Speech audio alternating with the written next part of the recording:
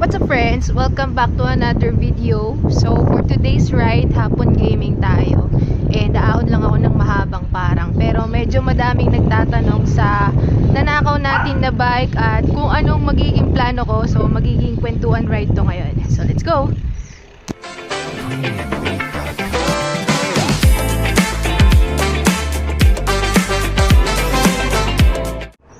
Time check, 4:41 ng hapon. Medyo binabahan ko yung brightness ng ating speedometer dahil low-bat siya. Hindi ko na-charge. So 28% lang pero aabot yan. Naka low battery mode naman tayo. So yun nga, punta tayo ng mahabang parang. Medyo matagal-tagal na akong naka-ride doon. Matagal na yung last ride natin doon. Parang nung kasama pa natin si Kuya. So yun, tatry nating umahon doon ngayon. Usually on a weekday, ganitong klase ng ride yung ginagawa natin. Ang daan natin usually anywhere basta papuntang Antipolo. So iba-iba, pwedeng boso-boso, pwedeng sumulong, minsan nagkakabrera ako, minsan tikling. So depende sa trip. And ngayon, susubukan nga natin umahon sa mahabang parang. So yung daan natin is Marcos Highway, tapos U-turn tayo. Then pasok tayo sa Felix Ave. Mamaya makikita nyo naman yung mga daan na sinasabi ko. So fast forward, nakatawid na tayo.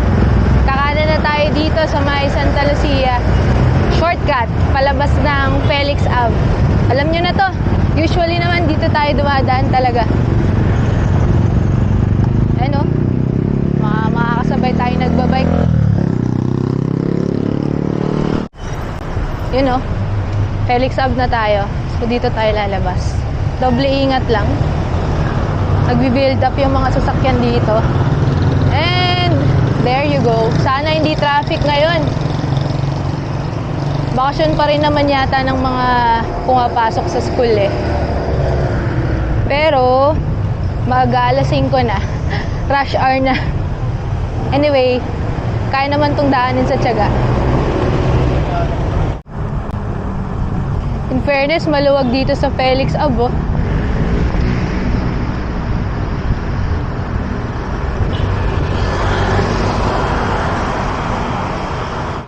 Dito na tayo sa junction. So kaliwa tayo. Yun, traffic din. Gusto mo yan, ah?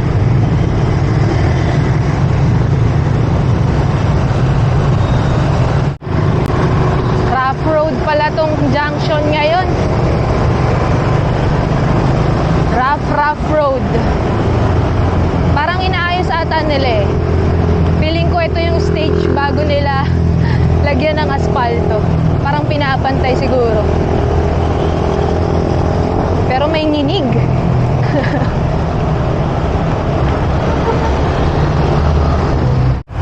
Medyo maluwag na dito. Salamat naman. Dahil false flat ito, 3% din. So mahirap pag nabitin ka dito. At na-realize kong wala pala akong tubig. Naiwan natin ang bidon natin. Ay! Medyo lutang tayo dahil galing tayo sa sakit. Medyo sinisipon-sipon pa actually.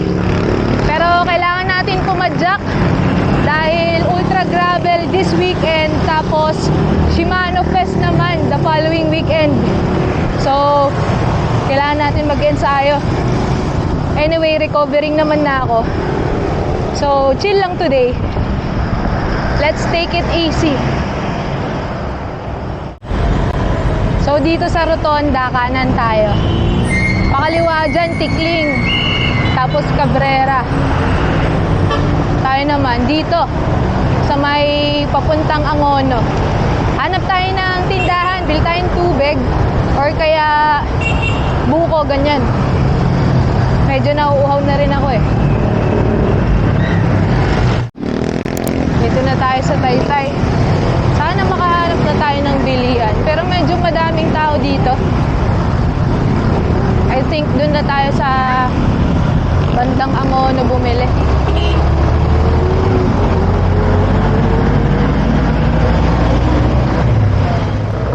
Bili tayong tubig dito.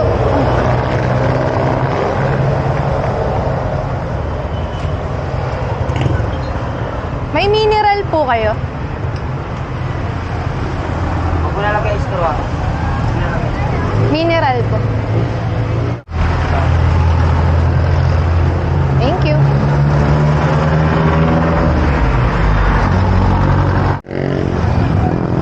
So, nakabili na tayong tubig. Diyan na siya. And diretso na tayo sa Domsa. So, dito lang ngayon banda sa may Angono. May papasukan lang tayo dito somewhere. So, tara na. Dito na tayo sa Angono. And I think malapit na dito yung papasukan natin. Wala akong maps, pero nagtitiwala na lang ako sa aking memorya dahil napuntahan naman na natin to. So medyo alam na natin yung daan. Pag hindi, di magtatanong. Pero diretso lang to. Tapos pagka nakita ko na yung kakaliwaan, yun, maalala ko na yan. So dito na tayo kakaliwa. Papuntang Domsa. Yun.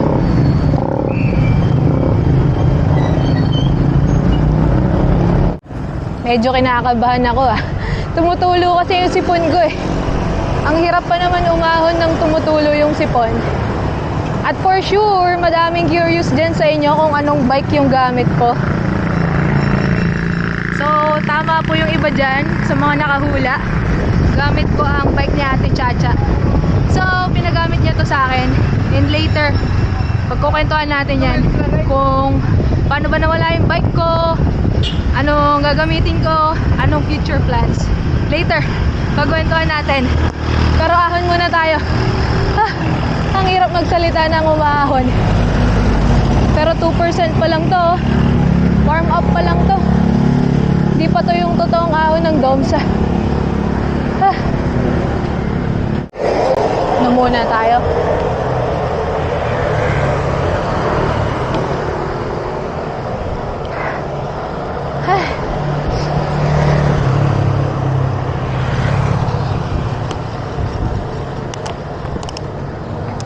Ang hirap ng walang bidon.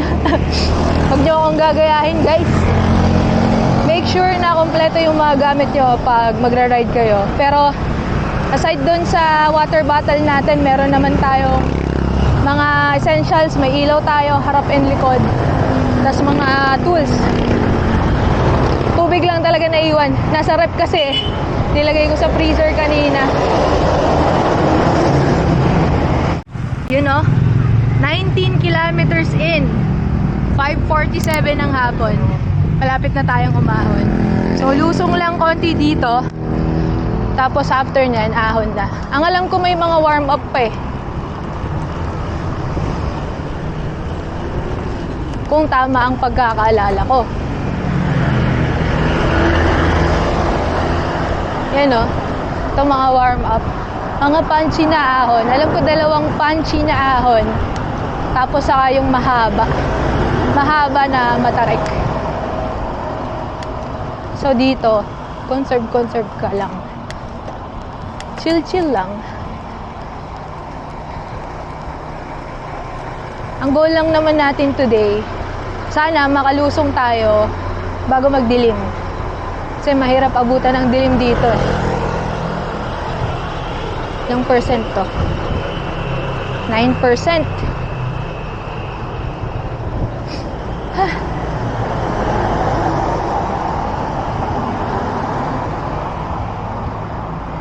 Kaya naman. Tas recovery. Tas lusong. Tas isa pang ahon ulit. Nakikita niyo mga bundok sa gilid? Yan. Diyan tayo aahon. Sayang buwelo. May baha. Diretso ahon na sana kanina Tsaka parang kakaiba yung itsura ngayon. Parang hindi pa to ganito dati. Nung last ahon ko. Mga last year pa siguro yun.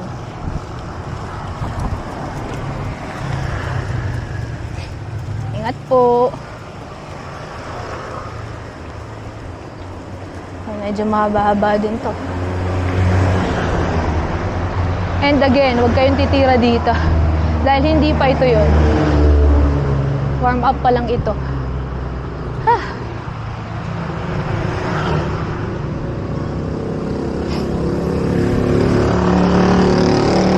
8%.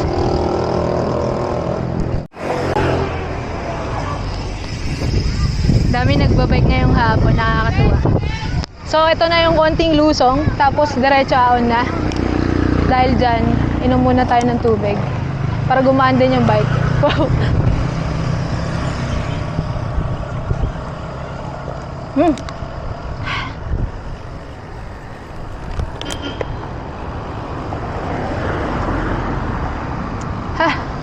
Ito pala yung sitio Labahan, no? Minsan try natin dyan. And ayun, eto na ang ahon. Sumilip na. Whew! Yehey! Umpisa pa lang, nakakakilig na. Whew!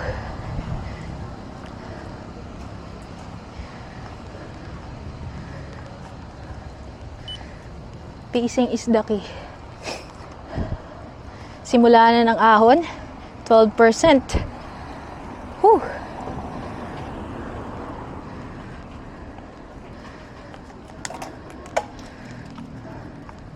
As always, patience is the key. Ang max naman na gearing nito ni ate siya 42. So, hindi tayo mabibitin dito. Ayun o, 11%. Ha!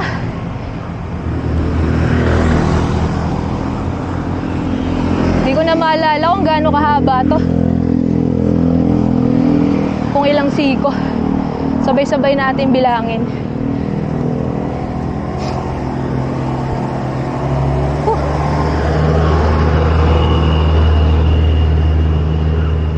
Unang siko. 11%.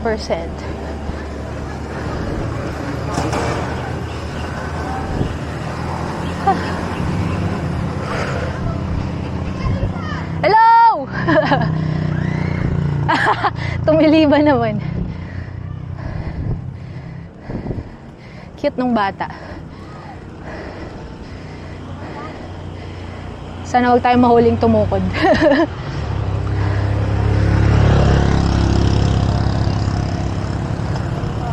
Whew.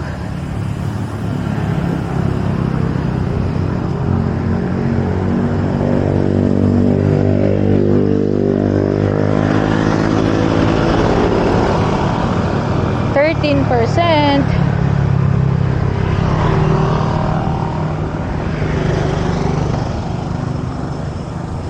Parang Timberland din pala to. Pero mas masakit yung Timber. Ha.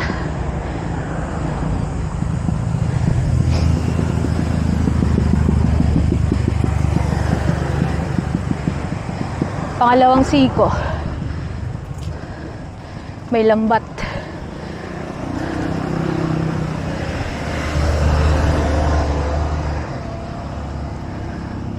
You know. So far okay naman. Pero grabe. Ngayon ko lang napansin yung view dito. Pag matarik talaga, maganda talaga view.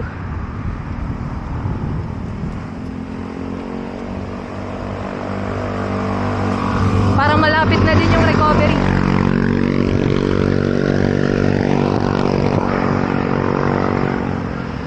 Recovery na ba to?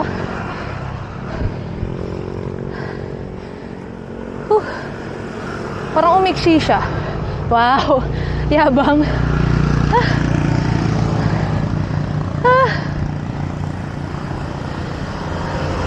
Konti na lang.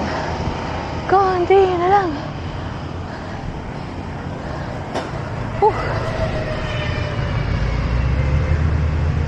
Konti na lang, recovery na. Dami ng kapihan dito.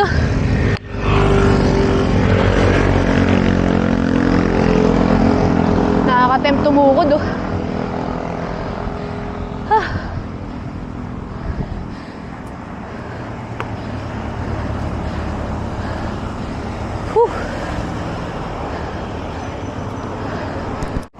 Sabi na, hindi pa yun eh. 5%, mga 7% recovery lang. Pero may diretso pa.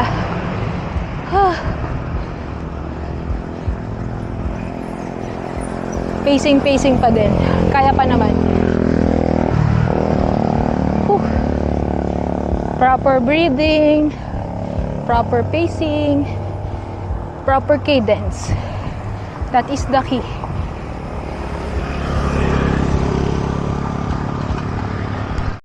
So, ayun na yung last na sigo. Huling dinaanan natin. At dito sa part na to, banayad pa din. 8%. Hindi na nag-double digit. Konti na lang. Hehehe. Pero matarik din dito yung after ng lusong eh. Yung pa Havila. Sakit din dun. Mamaya, papakita ko. Yun o, time check. 6:03. Dito na tayo. Ito na ang current situation ng Domsa ngayon. Pero lulusong pa tayo dun. May mga puno, pero usually makikita nyo yung ahon dyan. Pero naharangan ng puno eh. So, pahinga lang tayo konti, tapos lusong na. Una na ako! Ingat! Lusong na tayo. May mga nakasabay tayo dito. Sila kuya, galing ng Pasig. Yun oh. Woo! Woohoo! Hihi! Kita nyo ba yung ahon na yan? Sheesh! Kahit padyakan mo yan, mabibiting ka dyan.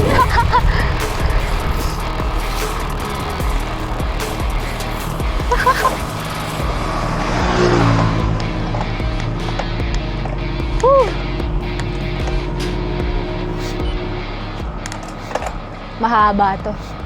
Hindi ka talaga pwedeng kumarga.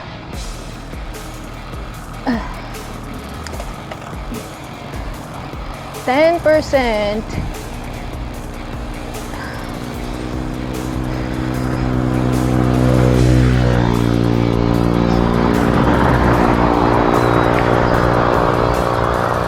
Ang labas nito sa Antipolo.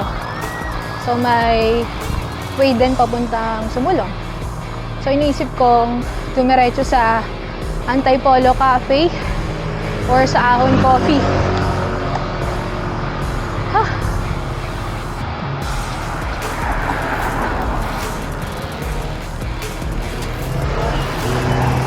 Patarik ng patarik.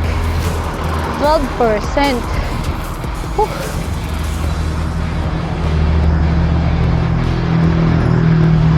Buti na lang magaan tong bike ni Ate Cha. Kayang daanin sa tiyaga.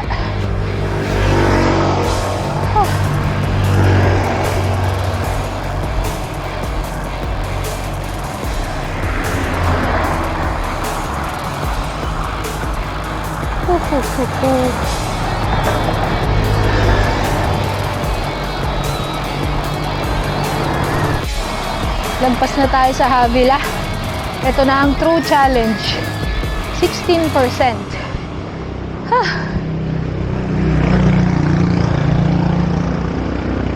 Sakit.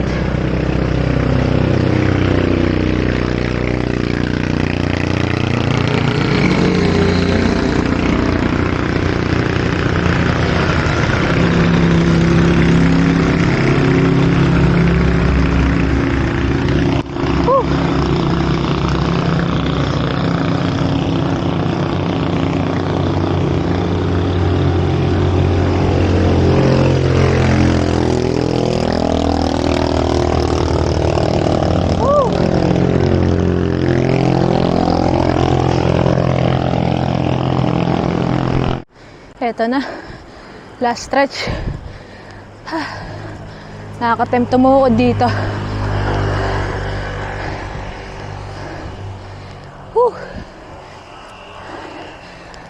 Pero yun na yung dulo.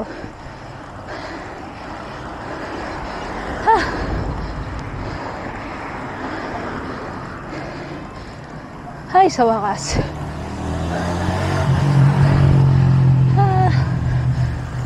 Nice one, guys. Whew.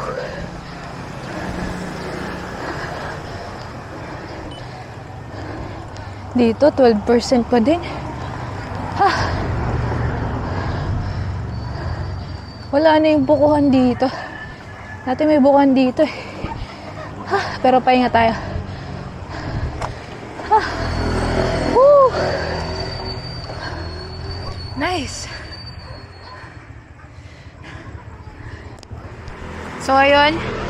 Time check. 6:15 ng hapon. And nakaahon na tayo dito sa Domsa. Tapos na yung full climb ng Mahabang Parang. And habang nagpapahinga, share ko na sa inyo yung kwento na sinasabi ko. So, madaming nagtatanong kung ano nga bang nangyari sa bike natin, sa gravel bike natin, paano siya nawala, and kung ano yung mga ginagamit kong bike ngayon, at ano ang future plans natin. So, first, hindi na ako magbibigay ng full details kung paano nawala yung gravel bike natin. To cut the long story short, nawala siya sa garahe. Akala ko ginamit ni Kuya, pero unfortunately, yun nga, mukhang napasok yung bahay namin at nakuha yung bike. So, ginawa naman namin lahat. Nag-report kami sa police, nag-check din kami ng mga CCTV, tapos hinanap din namin siya sa Bagsakan sa Marikina, sa Tumana, sa Ilog, yung mga latag within the area, even sa Cainta actually. Pero yun, hanggang ngayon, hindi pa natin nakikita and wala pa ding balita. So, ang solusyon natin sa ngayon, dahil blessed naman tayo sa mga nasa paligid natin, ayan, pinahiram tayo ni Ate Cha ng gravel bike. So, ito yung gamit natin ngayon, yung Canyon niya na gray. For sure, sa mga nanonood kay Ate Cha sa grupo namin, alam nyo kung anong bike to. This is the Canyon Grill na XXS. Tapos, the last week ay nangyari. Kala ko namatay yung camera. Pero, yun, last week naman, pinahiram din tayo ni Ante Sam ng bike din niya, yung Canyon na Grizzle naman. So, actually, maganda sila pareho. Nakapag-ensayo ako dun sa Grizzle, and ngayon, itong Grill, yung pinush na ipagamit ni Ate Cha para mas madali daw yung mga races na sasalihan natin. So, yung Ultra Gravel and yung Shimano Cycling Fest na gravel events, itong Canyon yung gagamitin natin. So again, thank you so much kay Ate Cha and kay Ante Sam sa pagpapahiram ng mga bike. Ingatan ko po at I will make you proud. Anyway, sunod naman, anong plans natin? Sorry, hindi ko alam kung naririnig nyo ako masyado. Madaming mga dumadaan na motor. Pero, plans natin sa ngayon, naghahanap na tayo ng next na bike.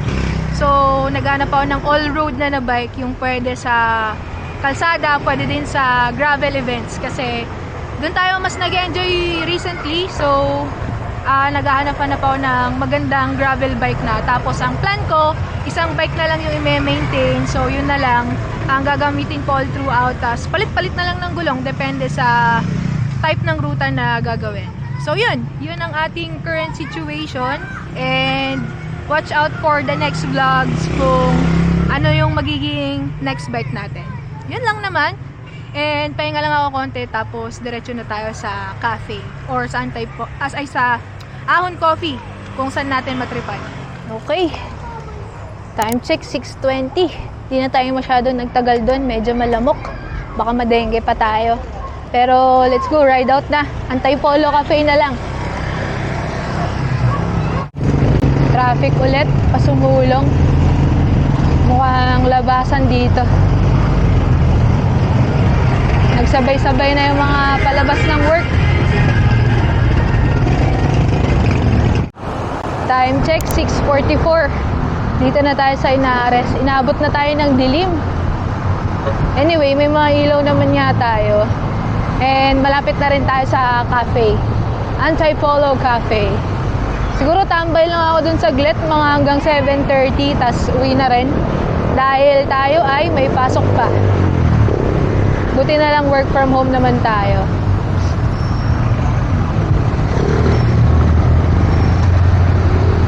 So, sa mga nagtatanong kung saan yung Antipolo Cafe, dito lang yan sa may Ortigas Avenue Extension. Pag-ahon nyo ng Tikling, dito lang bago mag-rotonda.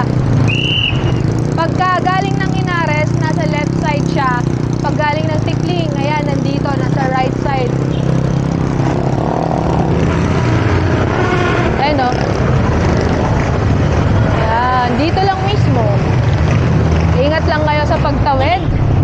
magpabilis ang mga sasakyan dito. Wow!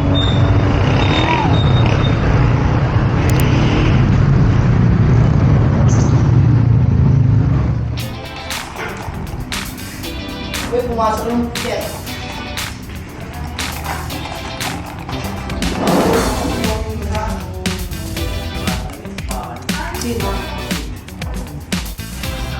Bye!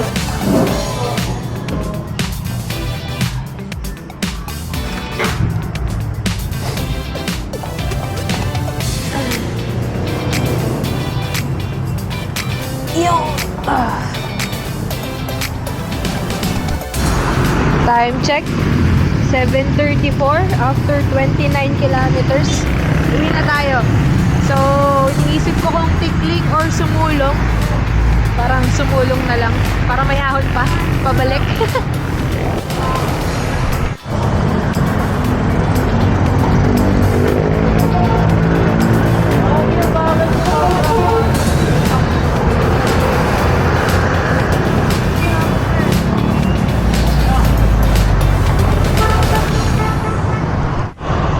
So, nandito na tayo sa Robinsons Antipolo. And as usual, 3 ahon pa to hanggang sa lumusong tayo ng dire-diretso. So, kung nagtataka kayo kung bakit gusto kong umahon bago pa umuwi, that's because yung Shimano na gravel event, nasa 3,000 yung elevation. At sa estado ng fitness natin ngayon, parang di ko pa kakayanin. So, naghahabol tayo ng ensayo. Ensayo kahit papano. Ito ang unang ahon. Sa may Bunkerville. Bunker Hills, Bunkerville. Basta yan. Bunker something.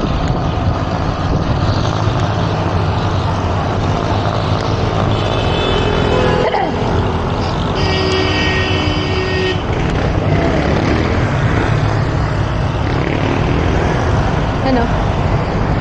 Medyo mahirap lang pag nabitin ka. Gaya na ito.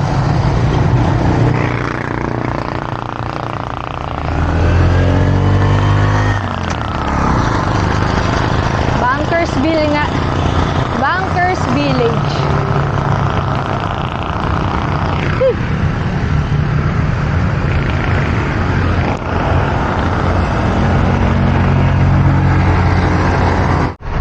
Lusong muna bago ang last ahon. So, di tayo kakarga. Pagod na ako eh. May pasok pa tayo. So, mahirap. Mapagod ng sobra. Saktong padjak lang. Nakaka-tempt tong section na to kasi lusong bago umahon. So, may buwelo ka. Sarap rumatrat. Kaya lang mahaba to. So, pag nabitin ka, lagot.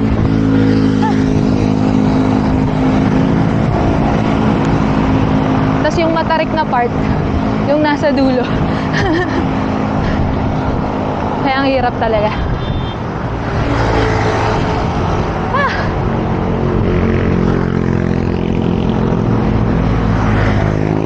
Konti na lang.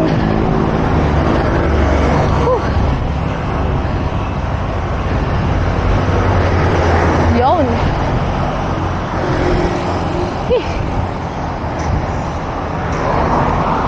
Pagdating mo dito sa Zoom gas station, okay na. Pwede ka nang maghabol ng hininga.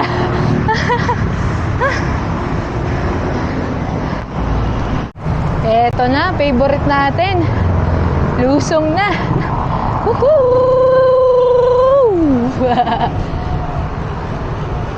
Lakasan natin ilaw.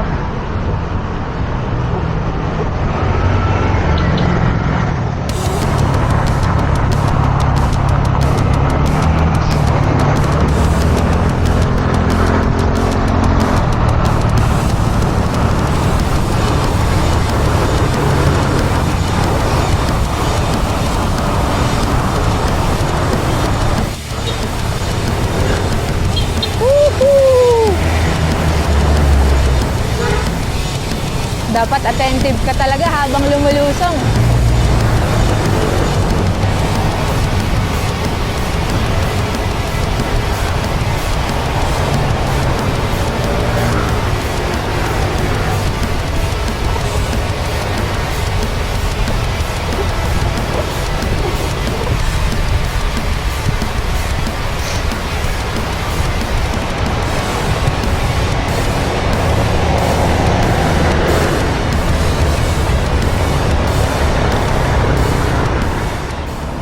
Fast forward, andito na tayo sa Hill Fernando. Oras ngayon, 8:10. So, sakto lang. Makarating tayo sa bahay mga 8:30. So, ligo, tapos login na sa work. And I think dito ko na tatapusin tong mahabang parang plus kwentuhan ride natin. Nasabi ko naman na lahat ng gusto kong sabihin kanina. Pero siguro, bottom line na lang is, masaya ako kahit na may unfortunate na nangyari sa atin. At least nalaman natin yung mga taong nagki-care talaga. Gaya nito, pinahiram tayo ni Ate Cha, tas ni Ate Sam. 'Di ba? Kahit may nawala, talagang mapupunan pa rin dahil madaming mga taong nakapaligid sa'yo na sumusuporta, tsaka laging nagki-care sa'yo, 'di ba? And ayun nga, work in progress na rin naman yung bago nating bike. So, yung leave natin pala, na let go ko na rin. Hindi siya madaling desisyon, pero kailangan natin yon para makakolekta or makaipon ng sapat na pondo para sa bagong bike. Anyway, yung napagbentahan ko naman, hindi ko pala nakwento to kanina. Pero yung napagbentahan naman natin, sobrang deserve niya. Tsaka bago pa lang siya nagbabike, pero ayun, lagi siyang nanonood. Sila ng partner niya sa atin. Natutuwa sila, so mag-i-start na silang magbike. At nararamdaman ko naman na genuinely gusto talaga nilang magbike at na-enjoy nila. So yun, taga Pampanga sila, and sabi ko, message lang sila pag magra-ride para at least, di ba, makita-kita natin yung bike. So yun pala, nabenta na rin natin yung leave, and then sa ngayon, naghahanap na tayo ng bagong bike. So again, watch out na lang for the next vlogs kung anong bike yung bibilin natin. And again, salamat sa lahat ng mga taong nagki-care sa atin, mga nandyan, sumusuporta. I'm sure madami dyang silent lang, pero nagpipray na sana mahanap pa rin yung bike and everything. Pero, yun. Sa ngayon, we are moving forward, and I'm grateful pa rin sa lahat ng mga blessings natin. So yun lang, dami kong sinasabi. Ang oras, 8:12 again. Nakaka 44 kilometers na tayo. I think 45 kilometers total tong ride na to. Kung gusto nyong gayahin yung ruta, check nyo na lang sa Strava ko, and then follow nyo yung mapa. So yun lang. Salamat sa pagsama. Ride safe palagi. And I will see you on the next one.